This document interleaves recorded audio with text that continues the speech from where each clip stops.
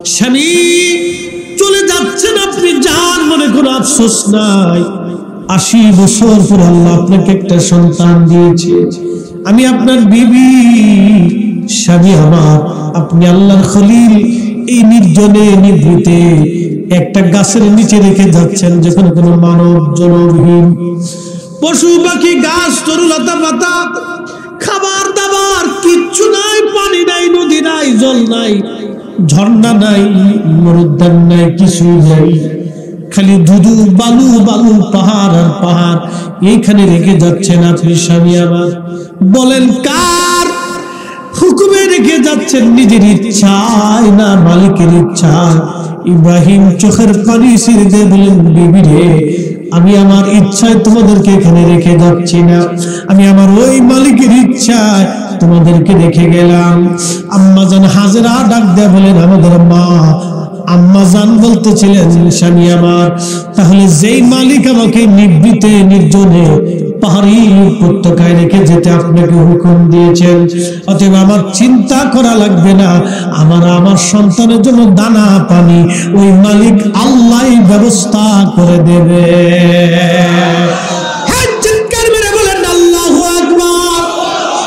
আমার বোনেরা, যদি আম্মাজান হাজেরার চরিত্র তাদের মধ্যে আসতো, আম্মাজানের একটা জবাব, স্বামী আমার আল্লাহর হুকুমে রেখে গেলেন, ফয়সালা আমার আল্লাহ আমাদের জন্য দানা পানির ব্যবস্থা করবে।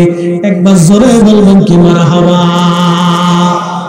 আমাদের নারীরা যদি এরকম স্বামী বের হওয়ার সময় চিন বলে দিত, স্বামী আমার একটা টাকাও ঘুষ খাবেন না, একটা টাকাও মানুষ ঠকায় ঘরে আনবেন না, কি কথা বল না কে?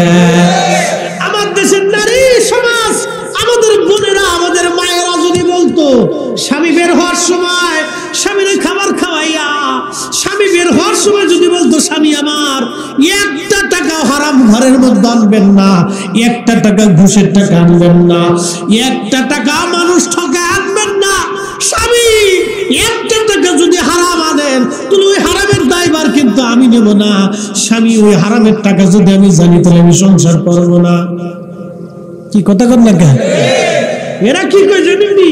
কয় জরিনের বাপ 10,000 টাকার কাপড় না দিলে বাড়ির বাদ যেতাম না। আম্মা জান হাজেরা আলাইহিস সালাম, কি চমৎকার চরিত্র, মা জননী। ডাক দেয়া বলেন, স্বামী আমার চলে যান, তাহলে বিদায় দিলাম, চিন্তার কোনো কারণ নাই। একটু কল্পনা করবেন কি, জনমানবহীন একটা মরু পাহাড়ি এলাকাতে রেখে যাচ্ছে, একটা গাছের নিচে, ঘর বাড়ি নাই, খাবার নাই, পানি নাই, ঝর্ণা নাই, ব্যক্তি নেই, পাহারাদা নেই, কিচ্ছু। যান আপনি চলে যান, যে মালিক হুকুম দিয়ে পাঠিয়ে দিয়েছে সে মালিক আমার ফয়সালা করবে। ইব্রাহিম আলাইহিস সালাতু ওয়াস সালাম রেখে রওনা দিলেন। বহু দূরে চলে এসে পিছনের দিক তাকায় দেখলেন আর দেখা যায় না। তখন ইব্রাহিম আলাইহিস সালাম কাবার দিকে ঘুরে গেলেন, দুই হাত তুলে ইব্রাহিম আলাইহিস সালাম দোয়া করে, আল্লাহ ও আল্লাহ, তোমার হুকুমে আমার বিবি আমার সন্তানকে নির্জনে নিভৃতে এমন একটা জায়গা রেখে গেলাম তোমার ঘরের পাশে, আল্লাহ তুমি জায়গাটাকে আবাদ করে দাও, তাদের জন্য রিজিকের ব্যবস্থা তুমি করিয়া দাও, আর আমার এই বংশধরদের মাধ্যমে তুমি আখিরি নবী পাঠাও। একবার জোরে বলবেন কি মারহাবা। ওই যে দোয়া করছিলেন, আল্লাহ তুমি রিজিক দাও, অফুরন্ত কখনো অভাব দিও না। ওই দিনের দোয়া কবুল হইছে। জায়গাটা ছিল একবারে নিভৃতে, গাছ নাই, তরু নাই, লতা নাই, পাতা নাই, ক্ষেত নাই, খাবার নাই, কিচ্ছু নাই। আজও পর্যন্ত আপনি মক্কায় চারপাশে ঘুরে দেখবেন, কোনো ক্ষেত খাবার নাই, কোনো ক্ষেত খাবার নাই, শুধু পাথর আর পাথর আর পাহাড় আর পাহাড়। কিন্তু এই মক্কা নগরীতে খাবারের কোনো অভাব হয় না। ওই যে আল্লাহর খলিলের দোয়া কবুল হয়ে গেল, আজও পর্যন্ত সেই দোয়া কখনো বিফল হয় নাই। চলে গেলেন আম্মাজানকে রেখে। হযরত ইব্রাহিম আলাইহিস সালাম চলে যাওয়ার পরে যে খাবার ছিল ওটা শেষ হয়ে গেল, পানি যেটা সেটাও শেষ হয়ে গেল। আম্মাজান চিন্তায় পড়ে গেলেন। হযরত হাজেরা আলাইহিস সালাম লক্ষ্য করলেন শিশু ইসমাইল আলাইহিস সালাম পানির অভাবে ছটফট ছটফট করে কাঁদতেছিল। পেরেশান হয়ে যাওয়ার পরে মা জননী দেখলেন পানি কোথায় পাওয়া যায়, সাফা মারওয়ার দিকে। ইন্নাস সাফা ওয়াল মারওয়াতা মিন শাআইরিল্লাহ, নিশ্চয়ই সাফা মারওয়া পাহাড় আল্লাহ পাকের একটা নিদর্শন। এই সাফা মারওয়া পাহাড়ের দিকে তাকায় দেখলেন সাফার উপরে মনে হয় পানির মতো দেখা যায়। আম্মা জান দৌড়াই গেলেন সাফার উপরে, যা দেখলেন না পানি তো নাই। মারওয়ার দিকে তাকায় দেখলেন মনে হয় মারওয়ার উপরে পানির মতো দেখা যায়। দৌড়াই গেলেন মা ওইখানে, দৌড়ায় যে দেখলেন না ওখানেও নাই। ওখান থেকে দেখলেন সাফায়। সন্তান বাঁচাইতে হবে, মা ব্যাকুল হয়ে গেলেন। আম্মা জান হাজরা আলাইহিস সালাম ব্যাকুল হয়ে যাওয়ার পরে একবার সাফা আবার মারওয়া, একবার সাফা আবার মারওয়া, এইভাবে একবার না দুইবার না 7 বার দৌড়াইলেন, যা আজও পর্যন্ত হাজিদের জন্য বাধ্যতামূলক হয়ে গেল। যদিও আজকে হাজিরা পানির জন্য দৌড়ায় না, কিন্তু আমাদের স্মৃতি রক্ষা করার জন্য, আমাদের সেই স্মৃতি বাঁচিয়ে রাখার জন্য আমার আল্লাহ তার নবী সাফা মারওয়া দৌড়ানোটাকে বাধ্যতা করে দিলেন। হাজিরা দৌড়াস করতে যাবে, সাফা মারওয়া আজও দৌড়াইতে থাকবে। তার মানে স্মৃতি রক্ষা করার জন্য আমার আল্লাহ ইন্নাস সাফা ওয়াল মারওয়াতা মিন শাআইরিল্লাহ, এটা আল্লাহ পাকের একটা নিদর্শন বানাই দিলেন। নিদর্শন আল্লাহ কোরআনের উপর আয়াতে বলেন ওয়া মাইয়ুআযিম মিন শাআইরিল্লাহ, তোমরা আমি আল্লাহর শায়ের যেগুলি আছে, নিদর্শন মালা যেগুলি আছে, তোমরা সেইগুলিকে সম্মান করবা, ইজ্জত দিবা, তাজিম করবা, ভালোবাসবা। এই জন্য এই যুগে ওলিরা হলো আমাদের শায়ের, ওলিরা আল্লাহর শায়ের। আল্লাহর ওলিরা যেখানে ঘুমায় সেটাও আল্লাহর শায়ের। আল্লাহর ঘর মসজিদ আল্লাহর শায়ের, আল্লাহর ঘর মসজিদ আল্লাহর শায়ের, আল্লাহর ওলিরা আল্লাহর শায়ের। আল্লাহর ওলিরা যেখানে ঘুমায় সেই জায়গাটাও শায়ের। এই জন্য আমরা আল্লাহর ওলিদেরকে সম্মান করি, আল্লাহর ওলিদেরকে ভালোবাসি। কথা বলেন ঠিক কিনা? আল্লাহ বলেন তোমরা আমার শায়েরকে, আমার নিদর্শনাবলীকে তোমরা সম্মান করবা। এই জন্য সাফা মারওয়া আজও পর্যন্ত মুসলমান দৌড়ায়। যদিও আজকে দৌড়ানোর বাহ্যিক ভাবে যদি আপনি দেখেন, এখানে দৌড়ানোর কোনো অর্থ হয় না। অর্থাৎ আপনি যে দৌড়াবেন, আম্মাজান তো হাজরা দৌড়াইছিলেন পানির জন্য, আর হাজিরা তো পানির জন্য দৌড়ায় না।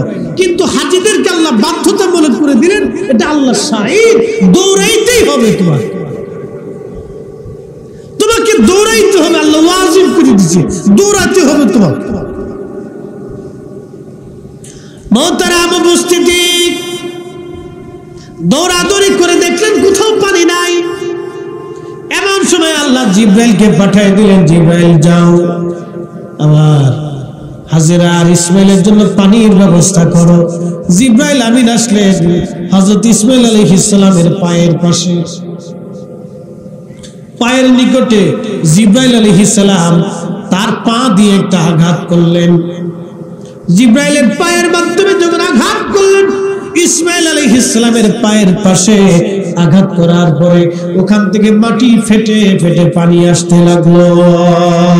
এই পানির নাম জমজম, জমজম পানি, জমজম পানি, জমজম। আম্মা জান দৌড়াই গেলেন, যাওয়ার পরে দেখে পানি আর পানি। ওই পানি নিজে পান করলেন, সন্তানকে পান করাইলেন, চারপাশে বাঁধ দিলেন। চারপাশে বাঁধ দেওয়ার পরে পানি ওই বাঁধের ভিতরে আটকাই ফেললেন। অ্যাটেনশন, খুব মনোযোগ দেন। এই জমজম পানি, আমার হাতেও একটা পানি আছে, এই পানির নাম হলো মাম পানি। এই মাম পানি আর জমজমের পানি এক পানি। অ্যাটেনশন, এই বোতলের ভিতরে যে পানিটা রাখা হলো, 50 বছর পরে, 5 বছর পরে, 2 বছর পরে পানির একটা সময়সীমা দেওয়া আছে। এই সময়ের পরে দেখবেন এই পানিটার গন্ধ, স্বাদ, রং পরিবর্তন হতে থাকে, এটা নষ্ট হতে থাকে। ঠিক 5 বছর পরে এই পানিটা একবারে নষ্ট হবে। কিন্তু জমজমের পানি এমন এক পানি, 50,000 বছর যদি বোতলের মধ্যে রেখে দেন, ও 50,000 বছর আগে যেমন 50,000 বছর পরে এরকমই না, আরো জোরে।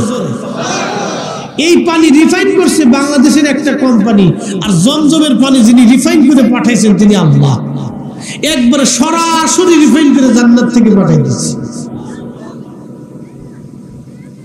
একবারে সরাসরি রিফাইন করা। আল্লাহ তার রাসূলকে রিফাইন বানাই দিলেন।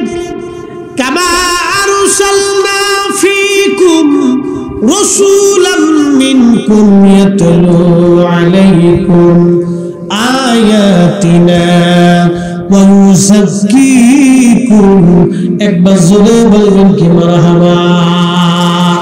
এটাই শুনুন, কোরআনের উপরে কোনো দলিল, জোরে বলেন, কোরআনের উপরে কোনো দলিল নাই, হতে পারে। আল্লাহ কোরআনে বলতেছেন কামা আরসালনা ফীকুম রাসূল, আমি তোমাদের মাঝে আমার একজন রাসূল পাঠিয়েছি। কাজ কি? আমি আল্লাহর দেওয়া আয়াত সমূহ তোমাদের মাঝে তেলাওয়াত করে শোনার। আরো একটা কাজ আছে, ওয়ায়ুযাক্কিকুম, আমার এই নবী তোমাদেরকে পবিত্র বানাবে। একসাথে বলবেন সুবহানাল্লাহ।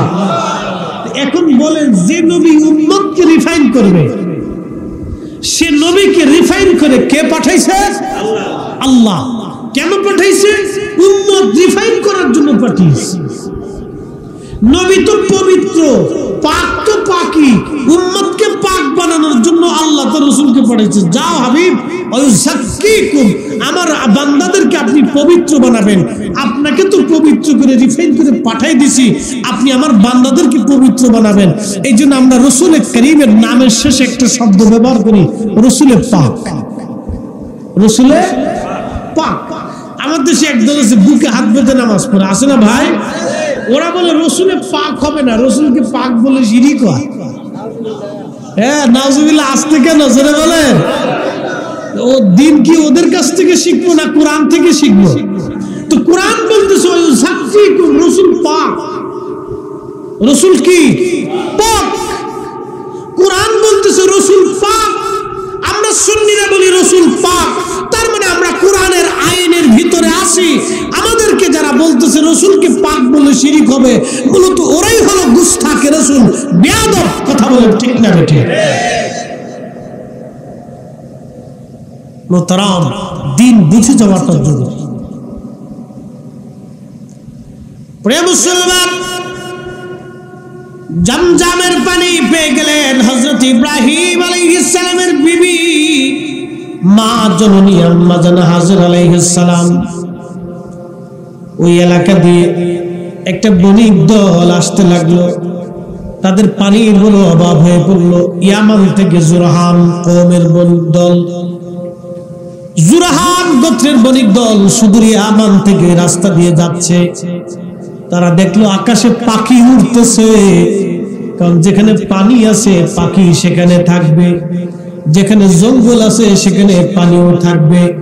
পাখিরা পানি না থাকলে বাঁচতে পারবে না। আকাশে পাখি উঠতেছে। ওই জুরহাম কওমের লোকজন চিন্তা করলো, হা, এখানে পানি পাওয়া যাবে। তারা কিছু খোঁজার লোকজনকে পাঠাই দিয়ে বললো, যাও তোমরা ঘুরে ঘুরে দেখে আসো এখানে পানি আছে কিনা। কয়েকজন লোক এসে দেখলো একজন মহিলা কুয়ার পাশে তার কোলের একটা বাচ্চা নিয়ে বসে আছে। এসে বললেন কওমদেরকে, হো কওমের লোকজন, তোমরা শোনো, ওইখানে একজন মহিলা কুয়ার পাশে একটা পানির ফোয়ারা আছে, কুয়া আছে, এই কুয়ার পাশে একজন মহিলা বসে আছে তার ছোট্ট কোলের বাচ্চাকে কোলে নিয়ে। চলো। কওমের জুরহাম কওমের সমস্ত লোকজন চলে আসলো। আসার পরে দেখতেছে মহিলা বসে আছে। নেতা যিনি ছিলেন, সর্দার, তিনি বললেন, হে আল্লাহর বান্দি, হে নারী, আপনি যে কুয়ার মালিক? বলে, হ্যাঁ, এই কুয়ার মালিক আমি। বলতেছে, কুয়ার পানি আপনি আমাদেরকে দিবেন? আম্মা জান হাজেরা ডাক দিয়ে বলেন, হ্যাঁ, কুয়ার পানি তোমাদেরকে দিব, কিন্তু বিনিময়ে তোমরা আমাকে কি দিবা বলো? বলতেছে আপনার খাবার দাবার ভরণ পোষণ বাড়ি গাড়ি যা কিছু লাগে সব আপনাকে আমরা দিয়ে দিব, বিনিময়ে আপনি আমাদেরকে পানি পান করাবেন। একবার জোরে বলবেন কি মারহাবা। মালিক কথা কর না কেন? মালিক আল্লাহ। খাবার দাবার যা আছে সব দিব, কিন্তু পানি আপনি আমাদেরকে দিবেন, দোহা পানি দিয়ে দিন। দেখেন ফাইসালা হয়ে গেল। খুব আলিশান এলাকা দিয়ে একবারে জনপল্লী হয়ে গেল। ওই কমের লোকজন বলল যে যেহেতু এখানে পানি আছে তাহলে আর এখান থেকে আমরা যাব না, এখানে আমরা বসবাস শুরু করব। তো এখানে বসবাস করতে করতে মানুষ আস্তে আস্তে আস্তে আস্তে আস্তে আস্তে মক্কা একবারে বহু লোকের আবাস হয়ে গেল। বহুদিন পরে আল্লাহ ইব্রাহিম আলাইহিস সালামকে বললেন, ইব্রাহিম যাও, স্বপ্ন দেখিলেন তুমি তোমার প্রিয় বস্তু কুরবানি করো। ওই যে আল্লাহ আবার পরীক্ষা বলেছে, যাও আবার আর একটা পরীক্ষা। আল্লাহ আমাদের জন্য 5টা পরীক্ষা দিয়েছে প্রত্যেক দিন। জোহরে রক্ত, আসরের রক্ত, মাগরিবে, এশা, ফজরে, 5টা পরীক্ষা আল্লাহ আমাদের প্রত্যেক দিন দিছে। দেখি আমার বান্দা এই 5টা পরীক্ষায় পাস করে কি। কিন্তু পাস করে কয়জন বলেন তো? এই আল্লাহর পরীক্ষা বান্দাদের জন্য আল্লাহ পরীক্ষা দিচ্ছে। ইব্রাহিম আলাইহিস সালামকে তো আল্লাহ বড় বড় পরীক্ষা দিয়েছিলেন, আমাদেরকে আল্লাহ ছোট্ট পরীক্ষা দিচ্ছে। জোহরের আজান, হাইয়া আলাস সালাহ, নামাজে আসে 10 মিনিট 20 মিনিট সর্বোচ্চ। আপনার জীবনে 24 ঘন্টা আপনি মাত্র 1.5 ঘন্টা আল্লাহকে দিবেন। 1.5 ঘন্টা সর্বোচ্চ। জোহরে 20 মিনিট, আসরে 10 মিনিট, মাগরিবে 20 মিনিট, এশায় 20 মিনিট, ফজরে 20 মিনিট। বেশি সময় আল্লাহ চাই না। এই সর্বোচ্চ 1.5 ঘন্টা আপনি আল্লাহকে দিবেন। এই আপনার জীবনে প্রত্যেক দিন 5 ওয়াক্ত আল্লাহ পরীক্ষা দিয়ে গেছে। ইব্রাহিম আলাইহিস সালামকে আল্লাহ আবার পরীক্ষা দিলেন, যাও তোমার প্রিয় বস্তু কুরবানি করো। একটু চিন্তা করেন তো, ইব্রাহিম আলাইহিস সালাম স্বপ্ন দেখার পরে, স্বপ্ন তো নবীদের জন্য ওহী, স্বপ্ন দেখার পরে চিন্তা করলেন আমার প্রিয় তো ইসমাইল ছাড়া আর কেউ নাই, সবকিছু প্রিয় আমার ইসমাইল। আমার ইসমাইল কি কুরবানি দিত? সুদূর ফিলিস্তিন থেকে উটের পিঠে করে আবার রওনা দিছে। রওনা দিয়ে হযরত ইব্রাহিম খলিলুল্লাহ আবার রওনা দিছে। বিরাট বড় পরীক্ষা আল্লাহ ফেলাইলেন।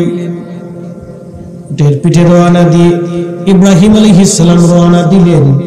রওনা দিয়ে বর্তমান মক্কায় আসলেন। এই মক্কা নগরে আসার পরে দেখলেন হায় বিরাট বড় জনপল্লী হয়ে গেছে।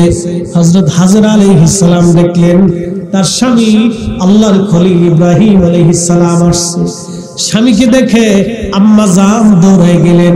দৌড়ায় যে বলে, স্বামী আমার আপনি আসেন, এই যে আপনার সন্তান ইসমাইল আজকে পরিণত বয়সে বড় হয়ে গেছে, আজকে বালেগ হয়ে গেছে। হাদিসের ভাষ্য অনুযায়ী 10 বছর বয়স হলে সন্তান বালেগ হয়ে যায়। ইব্রাহিম খলিলুল্লাহ ইসমাইলকে কুরবানি করার জন্য আসছে।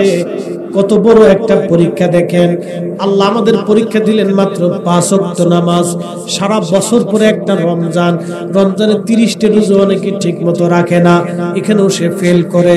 আবার 5 ওয়াক্ত নামাজ আল্লাহ দিলেন, এখানেও বান্দা ঠিক মতো আদায় করে না, এখানেও আল্লাহর বান্দা ফেল করে। কয়দিন দুনিয়াতে বাঁচবো আমরা জানি না, কত সময় দুনিয়ার মধ্যে থাকবো সেটাও জানি না।